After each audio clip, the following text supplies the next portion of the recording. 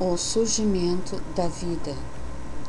Os espermatozoides são produzidos nos testículos, em túbulos de epitélio especial, os túbulos seminíferos.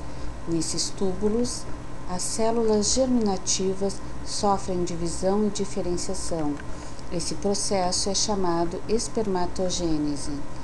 Há também as células de Sertoli, que sustentam, nutrem e protegem as células germinativas.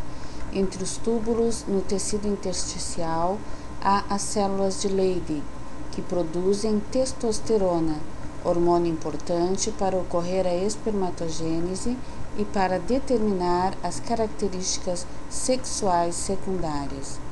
A espermatogênese inicia-se com a espermatogônia, uma célula diploide. Esta célula prolifera através de mitoses. Ao duplicar o seu material genético na interfase, torna-se o espermatócito primário, o qual sofre a primeira fase da meiose e origina os espermatócitos secundários.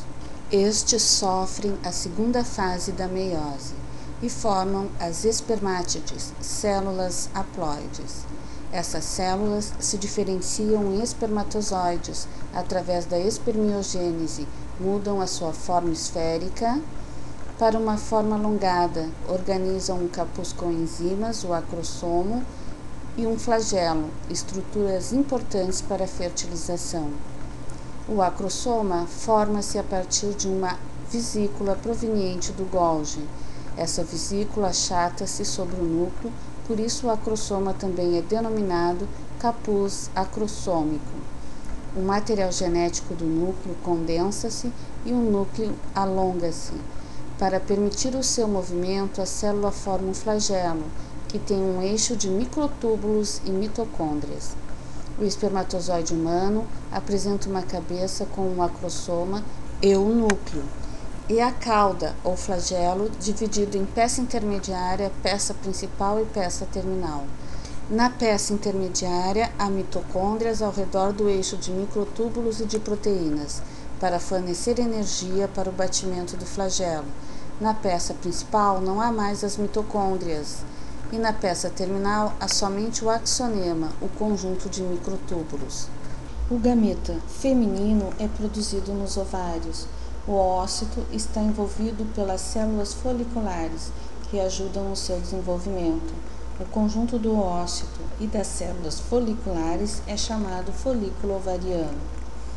O crescimento do folículo é promovido pelo hormônio folículo estimulante, secretado pela hipófise, e a ovulação do ócito pelo hormônio luteinizante. O ócito é captado pela tuba uterina, onde geralmente ocorre a fertilização. Com a entrada do espermatozoide, o ócito secundário conclui a sua meiose, transformando-se em um óvulo haploide. Com o material genético do espermatozoide, tem-se o zigoto diploide, que sofre mitoses sucessivas sem aumentar o volume celular. Esse processo é a clivagem. Quando o embrião tem 16 células, parece uma mora, por isso recebeu o nome de mórula. Quando tem 32 células, o embrião apresenta uma cavidade, a blastocele, e é chamado blastocisto. No final da primeira semana, inicia a implantação do embrião no útero. O blastocisto sai da zona pelúcida e invade a parede do útero. Na terceira semana, o embrião é composto de 3 folhetos embrionários, ectoderma, mesoderma e endoderma. Por indução da notocorda, o ectoderma diferencia-se em ectoderma neural. Na quarta semana, o embrião em disco se fecha em um corpo cilíndrico. O tubo neural derivará as vesículas encefálicas e a medula espinhal. O mesoderma, ao lado do tubo neural, se segmenta em blocos, os somitos, que originarão parte do tecido conjuntivo e dos músculos do corpo. O ectoderma será o epitélio de revestimento externo e o endoderma o epitélio de revestimento dos sistemas digestório e respiratório. O coração forma-se a partir de 2 vasos do mesoderma. Ao redor da faringe, o embrião exibe o aparelho branquial, que ao invés de dar brânquias como em um peixe, dá as estruturas da cabeça e do pescoço. Durante o período embrionário, ou seja, até a 8ª semana de desenvolvimento, forma-se a maioria dos órgãos e a partir da 9ª semana, como já tem características humanas, é chamado de feto e não mais de embrião. Durante o período fetal, a formação dos órgãos é finalizada com a diferenciação dos tecidos, há o crescimento do corpo e a ossificação.